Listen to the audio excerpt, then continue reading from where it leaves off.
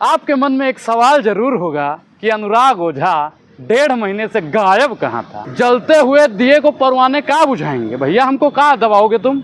आप चाहते हैं कि हिंदुस्तान छोड़ दें हम, अब बताइए भूत के डर से मकान छोड़ दें हम। आप वोट मत मांगो, हम सवाल नहीं पूछेंगे। और देश की 135 करोड़ जनसंख्या से आप वोट मत मांगो, हम लोग सवाल पूछना बंद कर देंगे। कुछ ख्वाब हैं जो आसमां से दूर चाहता हूँ, जिंदगी भले ही गुमनाम थी मेरी, पर मौत मशहूर चाहता हूँ। नमस्कार दोस्तों, मैं अनुराग ओझा कट्टर सनातनी। कैसे हैं आप लोग? ठीक ही होंगे। आपके मन में एक सवाल जरूर होगा कि अनुराग ओझा 1.5 महीने से गायब कहाँ था। इसका एक वही है कि जब डर पता चला तभी ताकत पता चली, सीने में आग सीने की हिम्मत पता चली, शर्तों पे साहेब के बिकने से इनकार कर दिया, तब जाकर अपने आप की कीमत पता चली।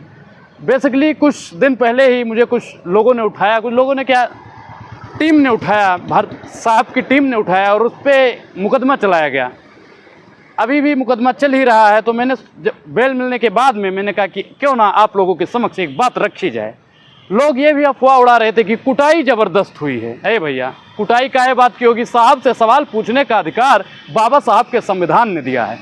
साहब से सरकार से सवाल पूछने का अधिकार साहब के पास भी जब विपक्ष में साहब थे तब वो भी सवाल किया करते थे। आज जो साहब बैठ के वहाँ पे अपनी मनमर्जी का हल चला रहे हैं, 2014 से पहले साहब भी कहा करते थे कि भैया भाइयों बहनों, लोकतंत्र को अगर बचाना है तो सरकार से सवाल पूछिए। अरे भैया, हम सरकार से सवाल ही तो पूछ रहे हैं। क्या अगर सरकार से सवाल पूछने का अधिकार, क्या सरकार से सवाल पूछना गलत है भैया? बता दीजिए आप लोग। साहब अपनी मनमानी करना चाहते हैं, जिसे मन की बात करनी चाहिए वो मनमानी कर रहा है। वो हमारे लिए ही आए हैं। साहब, आप हमारे लिए बने हो प्रधानमंत्री, आप औरों के लिए नहीं। आप फर्जी मुकदमा चला देते हो जी। सवाल पूछ लेंगे ईडी और सीबीआई बैठे। हम आपकी ईडी और सीबीआई से डरने वाले नहीं हैं। हम कोई वैसे मतलब कोई राजा परदादा के औलाद तो है नहीं कि ईडी और सीबीआई का जिस सम्मन पहुंच जाएगा हम डरा जाएंगे। डरने वाले नहीं हैं हम। गलत नहीं हैं सर। ए साहब, हम गलत नहीं हैं। अगर हम गलत हैं तो हमको कोर्ट सजा देगी, हमें वो मंजूर है। हम आपसे डरने वाले नहीं हैं। मैं क्रांति दूत कवि दिनकर के अंगार सुनाने आया हूँ, भारत माँ की पीड़ा का उद्गार सुनाने आया हूँ। मेरा शब्द सुमन अर्पित ना होगा दिल्ली के दरबारों में, चाहे जिहवा कट जाए मेरी खड़े खड़े बाजारों में। मेरे सवाल के स्वर होंगे तलवारों की झनकारों में। मैं आगे किसी के झुकने नहीं, मैं आगे नहीं झुकने वाला कभी गीदड़ और सियारों के। मैं सुप्त चेतना में पड़े हुए मैं उन्हें जगाने आया हूँ, देशद्रोहियों को मैं उनकी औकात दिखाने आया हूँ। तो सरकार ने जो हम पे रिपोर्ट चली, अभी 29 तारीख की रात को हमें उठाया गया और अयोध्या थाने ले जाया गया। फिर वहाँ से दूसरे दिन हमें मतलब जमानत मिल गई। लेकिन एक होता नहीं कि जमानत भले ही मिल जाए, लेकिन आप लोगों को अगर सपोर्ट नहीं मिलेगा ना, तो जमानत मिलने के बाद भी अनुराग मान लो एक पिंजड़े में बंद हुआ आदमी है। आप लोगों का सपोर्ट, आप लोगों का सहयोग अगर नहीं मिला ना, तो अनुराग अकेला पड़ जाएगा। अब तय आपको करना है कि हम अकेले रहें या आप लोगों की फौज हमारे साथ है। कुछ अंधभक्त जो थे वो बहुत ट्विटर पे और उस पर इंस्टाग्राम पे बहुत जगह चला रहे थे कि अब अनुरागवा तो गया, SC ST OBC और मुसलमानों का आवाज़ कौन उठाएगा?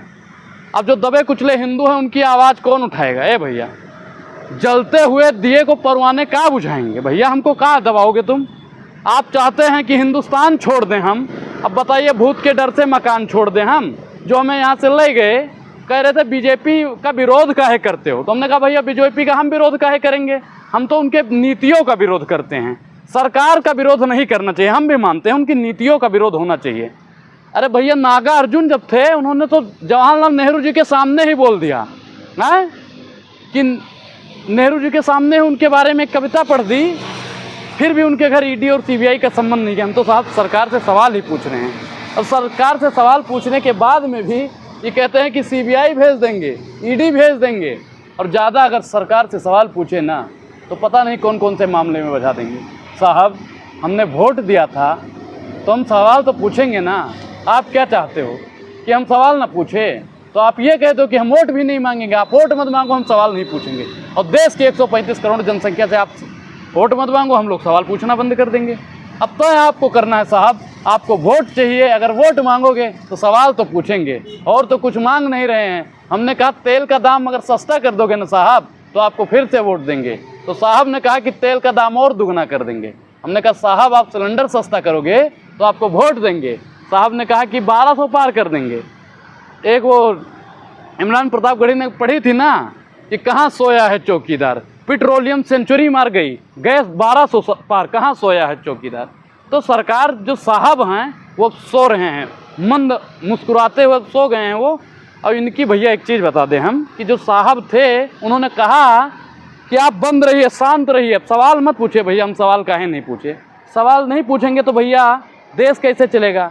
अब देश नहीं चलेगा तो लोकतंत्र कैसे मजबूत होगा। अब लोकतंत्र मजबूत नहीं होगा तो हम लोग क्या करेंगे।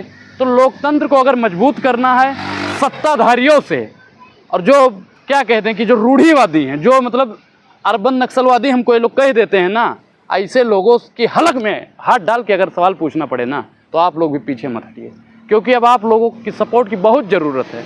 कि जब तक आप लोग नहीं होंगे ना तब तक हम कमज़ोर रहेंगे। कुछ ख्वाब हैं जो आसमां से दूर चाहता हूँ, कुछ ख्वाब हैं जो आसमां से दूर चाहता हूँ। ज़िंदगी भले ही गुमनाम थी मेरी पर मौत मशहूर चाहता हूँ। जय हिंद, जय भारत।